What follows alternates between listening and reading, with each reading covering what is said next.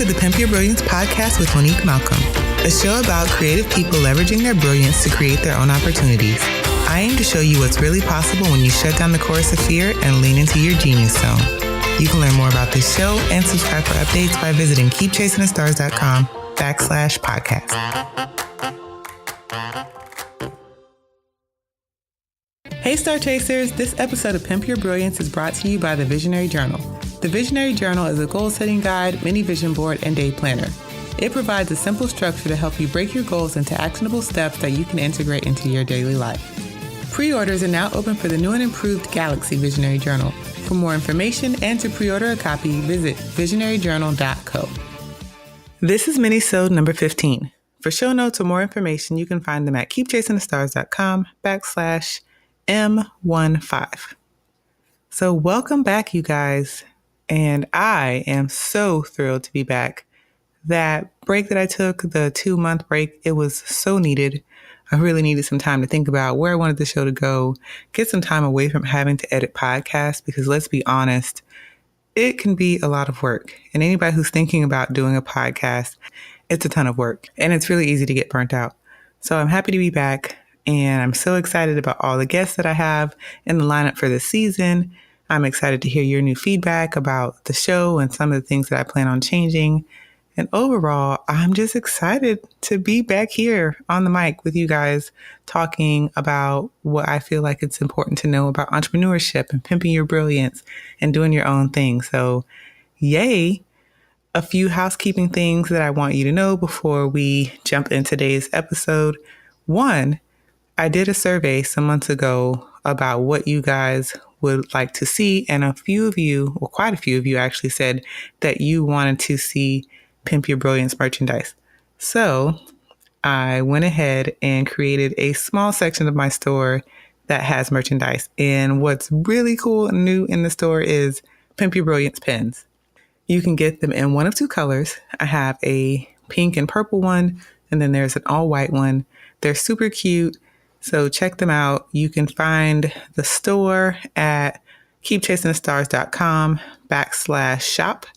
And that will show you a selection of Pimp Your Brilliance merchandise, including a mug and a t-shirt.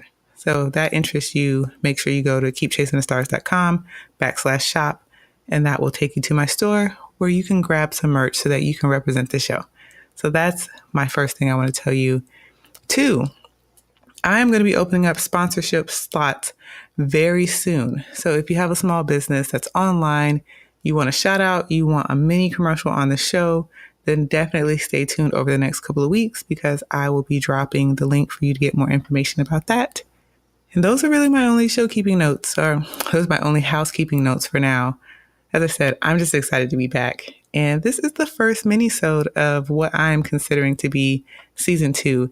And I feel like today's episode is going to be good for the simple fact that so many people are having a hard time getting it started this year. And I'm not going to lie, I have not been on my game this year. It's been a really rough 2018, and that feels crazy because we're only a month in. But the reality is the beginning of the year is difficult. I mean, you're coming off of the highs of holiday season and the closing out the year and all of the stuff that goes into that. And then you start a new year, fresh, shiny, and you're ready to get it started and, nail the next year. But the reality is you're tired. Like you're tired from all of the stuff that it took to close out the previous year. And now you're expected to get a running start into a brand new year. So many people have said like January is a trial month for the year. They're using it to kind of rest and catch their breath and starting over for February. And I feel like this is a theme that happens every single year.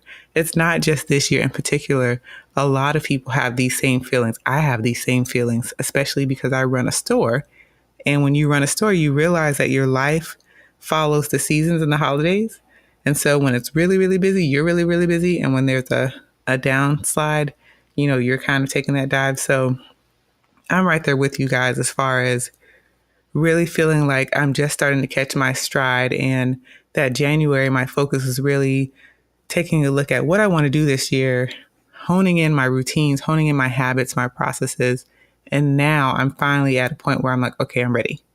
let's do this and let's see how this is going to work. So if that is you, if you feel like you've been in that space, then I want to talk with you today about how to set your vision for the year ahead. Because maybe you have not already taken time to really think like, ooh, what do I really want to do this year? Maybe you have. And even if you have, it's not a bad thing to take some of the tips that I'm going to share and make sure you covered all your bases. Because I know more than anything, if you want to get things done this year, if you want at the end of the year to look back on this entire year and just feel like, dang, I nailed it. I knocked this out the park. You need clarity. And you're going to get clarity when you set your vision. So I have 5 steps. Some of them are harder than others, but it's 5 steps for how you set your vision for the year ahead. So let's just dive in. Step number 1, close out the previous year. So you probably did this at work. There were things that you needed to finish in order to say like, this year is done. I finished everything. I'm caught up. Like the books are up to date. I'm closing it and moving on. You need to do the same thing in your mental spaces. So do a mental recap of the previous year. If it helps, you can use a calendar or your planner to help you remember the events and experiences that you had this year. So this is where like journaling comes in handy when having a planner with, important dates, conferences, different things that you did. This is why you should kind of have these things written down. But what you need to do is really think about like, what things really stand out? All the things that stand out that like pop into your head about things that happen, good and bad. I want you to make a note of those and make a note of the highs. So what things like really had you on fire, were amazing, things that, just blew your mind. What were the highs of the last year? And then also make a note of what were the lows, like what just really sucked? What didn't go as planned? What happened that, kind of threw you off your game? Make a note of both of those things. Once you do that, I also want you to make a list of like important lessons learned. So were there things that you learned this past year that it's like, dang, that is such an important lesson. I need to write that down and remember it so that I don't have to learn that lesson again. I did. One of my most important lessons that I learned in the previous year was just about giving people space to solve their own problems. I find that in my family and friendship circles that people tend to come to me to vent and for advice. And sometimes I offer it. And sometimes I feel like, well, dang, that's crazy that they're going through this thing and I'm going to help them fix this problem. But I realize when you take people's problems away from them, it doesn't give them the opportunity to figure out a solution and they find themselves back into that space. So that has been a huge lesson learned for me this past year. And I'm committed to not doing that again this year. So people's problems, I'm listening. If they ask for advice, I offer, but I'm no longer in a space of trying to figure out solutions to other people's problems. So this is what I mean about important lessons learned. Like, what were they? What were these big lessons? Write those down, put these in your journal and marinate on them and commit to not doing them anymore. Commit to figuring out how to take yourself to the next level with the lessons that you learned. The final thing that I want you to do is think about, what about the previous year do I want to take with me to next year? So if you had some awesome lessons that you learned, if you had some amazing experiences that you want to experience again or even take to the next level, write those things down. What about this year do I want to package up and bring with me into my shiny new year? And what things are you leaving behind? Because everything's a trade-off. So there's going to be some things left behind. So make notes of those things. And that's how you close out that year. Like, now you have a baseline for what went really well, what did not go that well, what did you learn, what are you bringing, what are you leaving behind.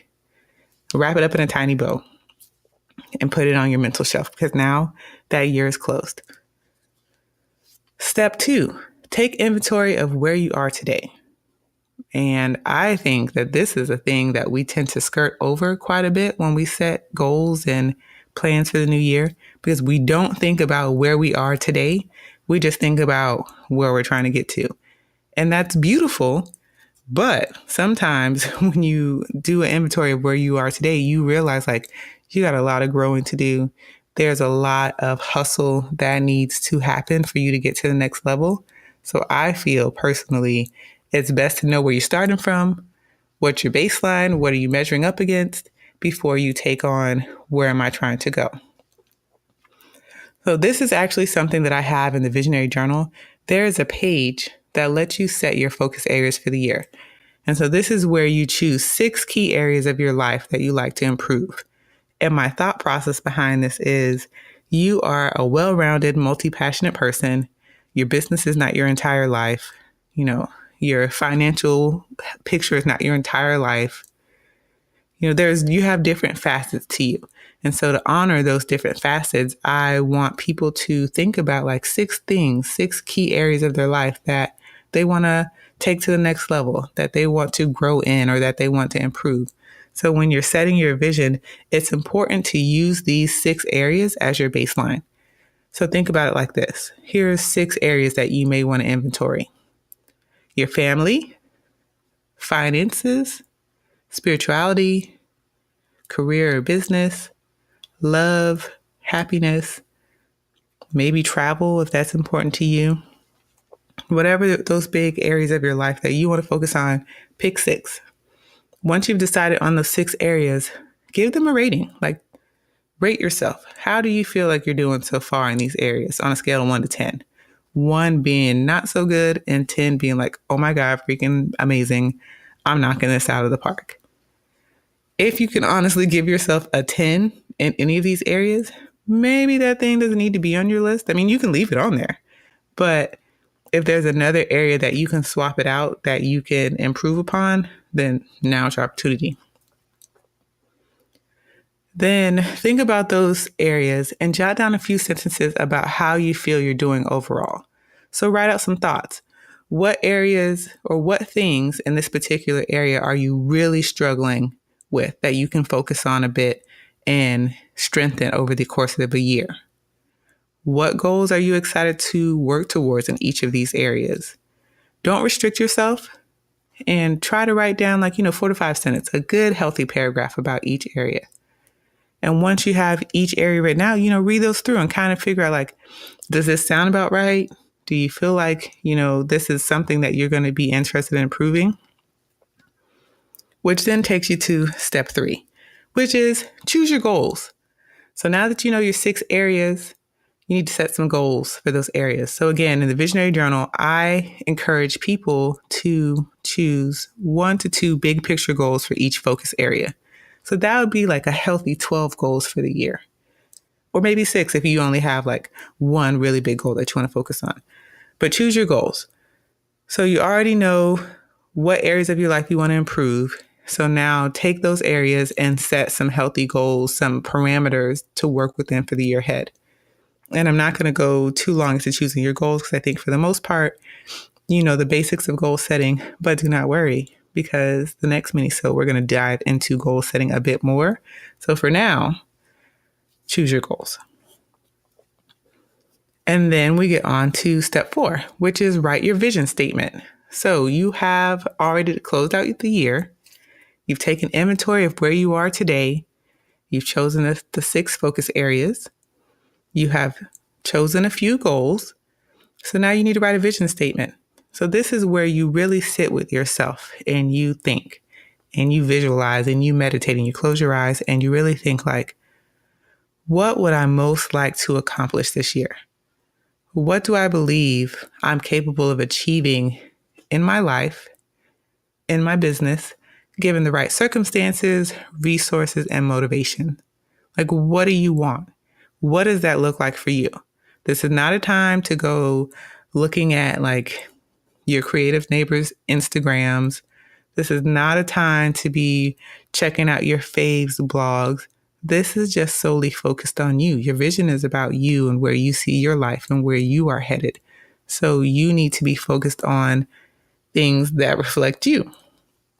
Think about what brings joy and happiness into your life. What about your work or your career brings you happiness? How can you make more space for these types of things in your life? This is the type of stuff that I want you to be thinking about answers to as you visualize what the next 365 days, or actually at this point, since it's in February already, it's not quite 365 days, but you understand. What does the next year ahead hold for you? After you have sat, meditated, visualized, you've gotten a mental picture for this, I want you to use your answers to some of those questions and write a short statement that describes how you envision your ideal life over the next year. So your vision statement should include an overall description of your ideal life, including things like that light your fire, what matters most to you, what you plan to accomplish, what type of year you want to leave behind, all of those things. And then once you have your vision statement down on paper, you can use those things to help you strengthen the goals that you set. Because your vision statement and your goals are all about how you see yourself becoming, how you see your business growing, how you're living the life that you want to live. So this is an excellent time for you to make sure that the work that you're doing, the habits that you're building, the routines that you're creating, that they all stand in support of your vision and your goals. And you need to be really disciplined when making decisions and choosing things and making sure that they reflect your overall vision. Now, I feel like the vision statement is kind of like one of those tough things because people are really resistant to have to do that tough mental work, and it can feel really frivolous. But again, as I said in the beginning, clarity is super important. If you want to achieve anything major, you need to be really, really, really clear about where you're headed. That's going to help you make better decisions. That's going to help you trim the fat and not focus on small things that you shouldn't be worried about. But once you get the vision statement done, my last step is for you to create a physical reminder. And the best tool I know for this is a vision board. So in the visionary journal, in the front, there is a space for you to make a mini vision board. It's one of my favorite things about this particular tool that I've created because not only do you put all of your goals and your focus areas and your weekly plans, you also have your mini vision board in the front that you can customize and put pictures in to really help you stay motivated and focus on where you're headed for the year. So with the vision board, it is a visual representation of your vision. I know a lot of people like to cut magazines and take pictures from there, and there's nothing wrong with that. I actually do that as well. But I like to actually start my vision board off with a picture of myself. So in the visionary journal, there's multiple pages for this. So the first page is a picture of myself. It's my word of the year. It's my theme or my motto for the year. Like if I have a mantra or affirmation, that first page is just all about me. So I like to cover that page. And like I said, pictures of me, things that I really want, experiences that I've had in the previous year that were really meaningful to me. If it was like a trip and I have like a favorite picture, I might put that on there. But overall, your vision board is just a visual reminder of what you wrote down in your vision, what you said your goals are. So I like to break my vision board up in 2 sections for each goal. So that way it's not just like a smattering of pictures on the page. And because I use the visionary journal for that, it's actually a bunch of like mini vision boards. I think there ends up being like 6 little mini vision boards of different pages for the different areas of my life that I want to focus on. But you fill those pages with things that inspire you, things that remind you of your vision, things that are going to help you stay on track. If you're not a person who wants to do a whole vision board, you can do like a private Pinterest board and pin things from the internet onto it. If that still doesn't work for you, maybe you have, one picture that you choose that you feel like represents where you want to be, and you can use that. The ladies at Being Boss do what they call the chalkboard method. It's not quite a vision board, but I like the idea of it because it's a similar thing. It's a physical reminder. So you could actually do something like that, like take a chalkboard or a whiteboard and write out parts of your vision statement, or, stick a picture of yourself and like your affirmation or your word of the year, whatever it is. The whole point here is that you need to get something in your space that reminds you of your vision and where you're headed for the year ahead. Because again, and I can't overstate this, clarity is everything. The clearer you are about where you're headed, the easier it is going to be for you to get there. The better that you can see it, the easier it is going to be for you to believe it. And that is how you set a vision for the year ahead. So I hope you guys take my advice and go do a couple of these things. If you already have created a vision board, I would love to see it. Definitely tag me on social. Use the hashtag Pimp Your Brilliance. Hashtag Pimp Your Brilliance, all one word. And I'll be on the lookout to see what you guys have done. And that's it for this week's episode. Thanks so much for listening. If you love the show, make sure you grab the Be Brilliant guide where I share the keys to success for my most popular guests. Download it at keepchasingthestars.com/brilliant. Now go out there and pimp your brilliance.